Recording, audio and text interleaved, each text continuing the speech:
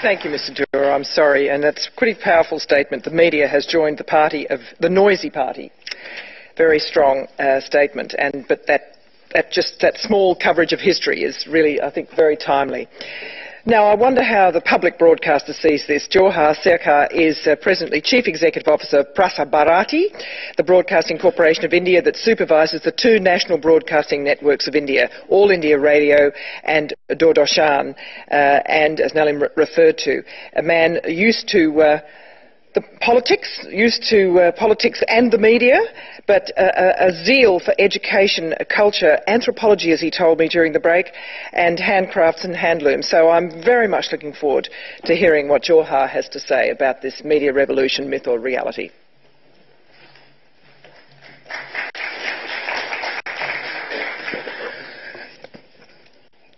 Thank you, Geraldine. My thanks to the Chairman of the Australia-India Institute and to Amitabh Mattu. He has chosen 4 ex-civil servants, the ex make it better, for the discussion.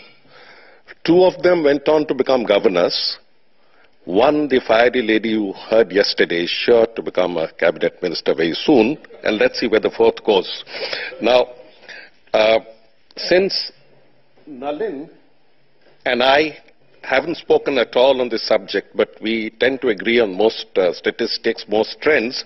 So I'll quickly skip past the statistical part. Wherever we agree, you can take that as a truth. Wherever we disagree, you can take my version. Now, so, comes with a lot of noise.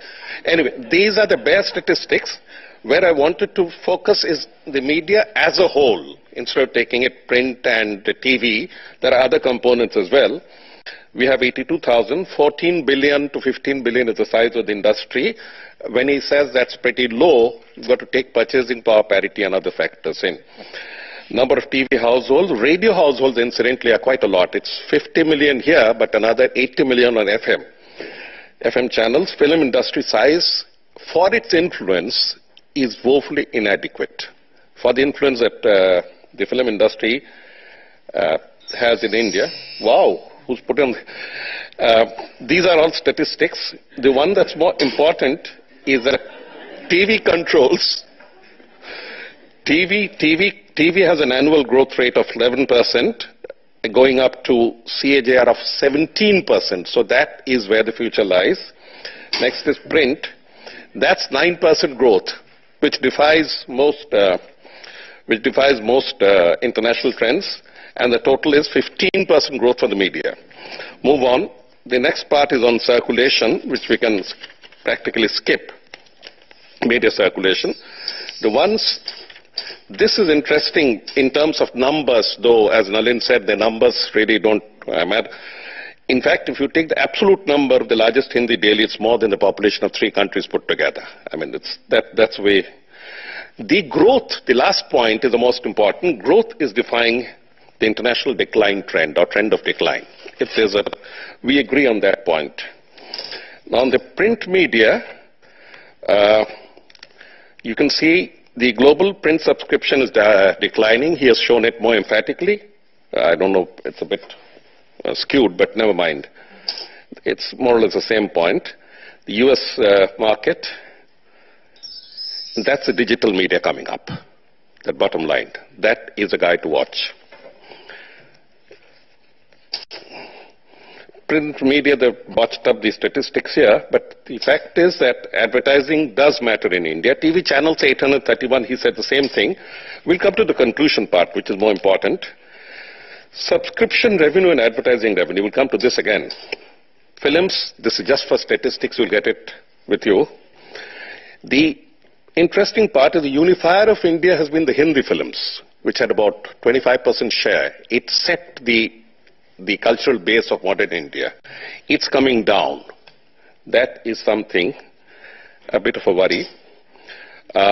Film revenues are stagnating around 1.8, as I said, but is likely to go up to 2.9 in the next 5 years. Radio, incidentally, staging a comeback. We, in fact, signed a deal with the ABC yesterday because they do well on the radio. I went out, slipped out and signed it.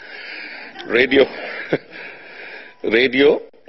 Now let's come to the part what matters. Whether it's a success, where it's made an impact, is it a myth, is it a gas balloon, has it actually penetrated, does it affect? Well, it strengthened the democratic discourse in India. There's no doubt about it. No doubt about it. At the grassroots level, remember, we have 760 million voters. Someone has to reach to them, and that's what the media has done. There's no doubt. It's been open, fearless, critical. As someone was saying last night about when Shankar Iyer went on about his version of India, we said that because this is Australia and India, he got away with it. In some other countries, they have taken a silence and shut him down. It's been able to ward off censorship. There have been quite a few battles, and they have won. When we come to open, fearless, and critical, often this open, fearless has often been coterminous with business interests, but we let that pass. First, the government's attention on issues. There is no doubt about it. But let's not exaggerate beyond the point. The first 25 years, Parliament was a watchdog. As anyone knows, anyone who studied Indian history knows, it was Feroz Gandhi, the husband of Mrs. Indira Gandhi, who was some sort of veteran of the government. It was the Public Account Committee, the Sahu Jain case, the Mundra case, one after the other, Telco case. These were the ones that skeletons that came out, and this was done not by the media. It was done by Parliament. That's one part. On the print media success, from the 80s onwards, the print media took off, where Parliament sort of flattened out. I've just mentioned a lot of number of cases. It's a part of the myth, part of the reality of India. That was all about the print media. Just for a moment, we focus our attention on radio. Radio, from a tool of the empire, it became the adhesive that forged in unity of India. The British left behind 18 transmitters in 1947. There are over 400 now. 23 Indian languages, 146 dialects. The matrix of India is much more complicated than what one would like to simplify. Let's take a small state like Manipur, 2.7 million population. So we're not talking numbers, we're talking complexities. We have to broadcast in one language called Manipuri, 6 major dialects, whatever that means, and 23 minor dialects. That is how the tectonic plates of India are balanced. And that is a bit that the public service broadcaster has to do, and no one else could. Vivid Bharati forged in the unity that became the common memory of India in its growing years. The FM revolution revived the radio. The community radio has not been much of a success. So let's move on from print radio to the TV. Here I'm referring to Doordarshan. The early 20 years were almost a state monopoly, between 80 and 2000. I've mentioned a few success stories, Ramayan, Mahabharat, Hum Log, Buniyad, Chitrahar. I mean, many others can go on adding to this list. These would be the building blocks of India getting together. As somebody had explained in the morning, India's diversity is between, let's say, a person from Scotland and Poland working together. It's diverse, and this diversity has been held together through certain memories, mechanisms, and networks. Impacts and spin-offs. Cultural unity, that's one. As I said, songs, especially the Hindi variety, songs, memories, films, mixed food, dress, cricket, all of this got India together. And there, in this cultural unity, the radio and television, state-owned at that time, did play a big role. Essential information was passed on. This was essential information, and education, public education was carried on. Globalization and lifestyle actually came in not through advertising, but came in more through this, both through the print and the radio and television. So much so that now it's no more. The choices are between haves and must-haves.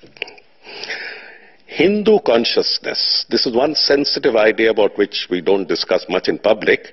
Maybe the epics and the religious themes had a role to play. I leave it that to academics to discuss.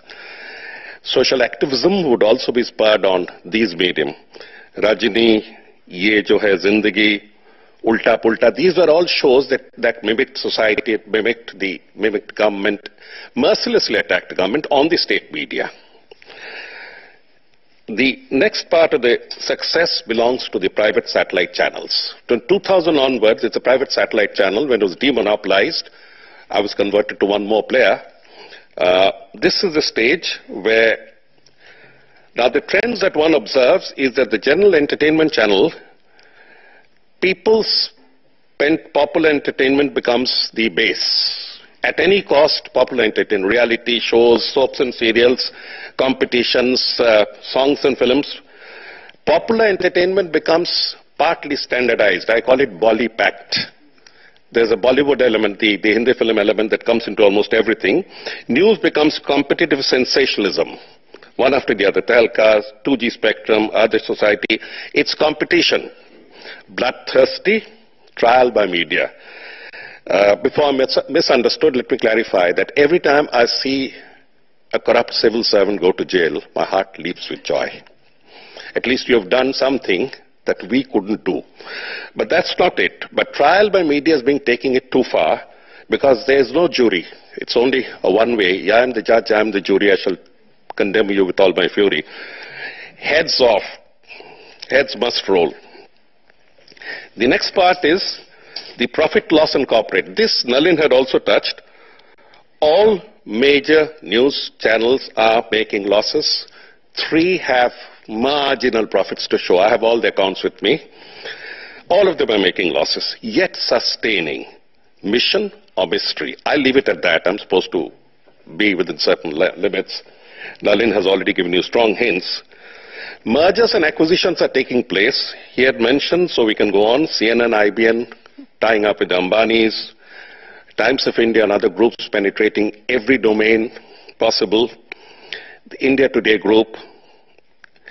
Then comes barons controlling content and distribution. Again, he had mentioned this. I am re-emphasizing. Z is one example of content and distribution. So are colossal corporates replacing giant governments? Was all this in vain? That's something to ponder about. Are we now going to move on from giant governments to equally brutally big corporates? Citizens need the space and voice. The worrisome trends are no regulatory mechanism, as he had said.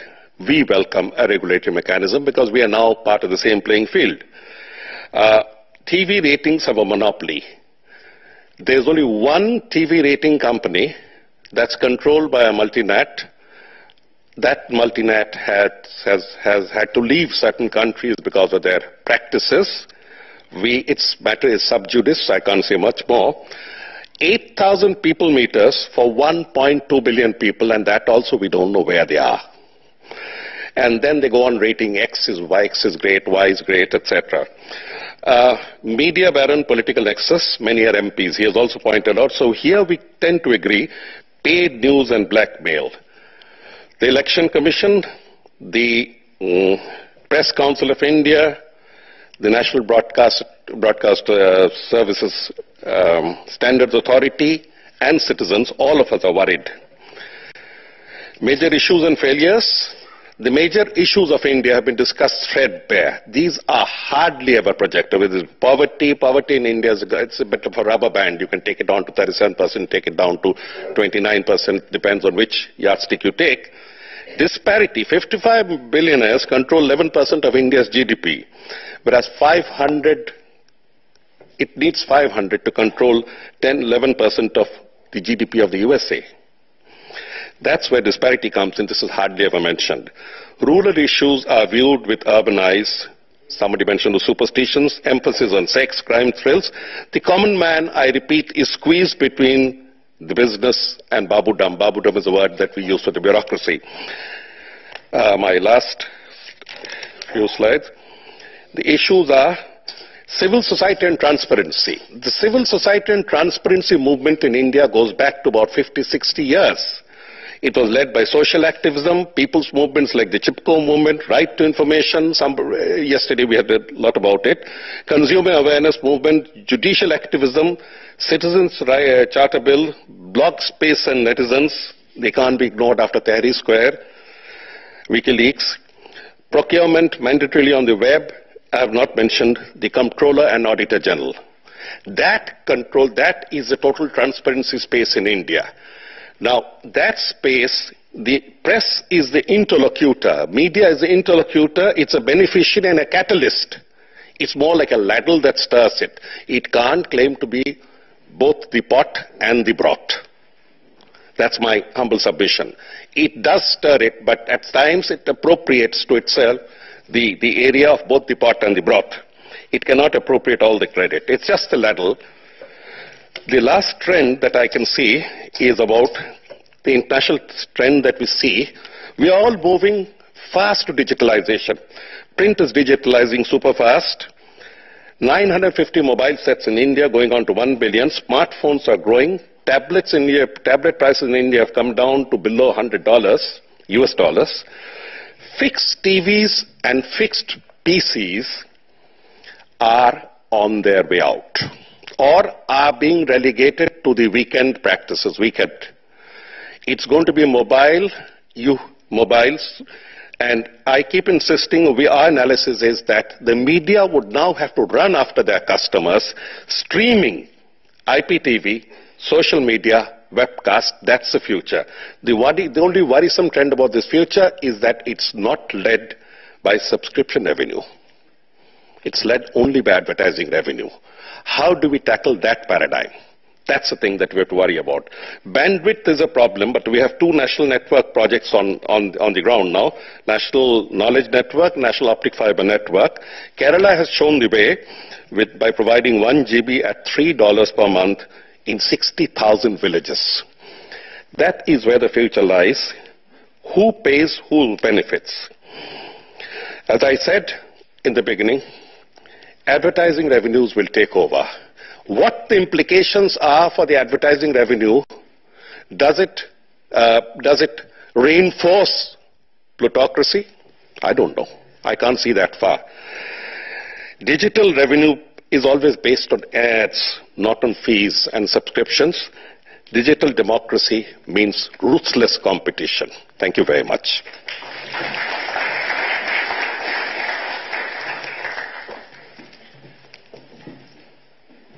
It's a bit hard for humble Australians to take all that in. I must say that's an extraordinary overview.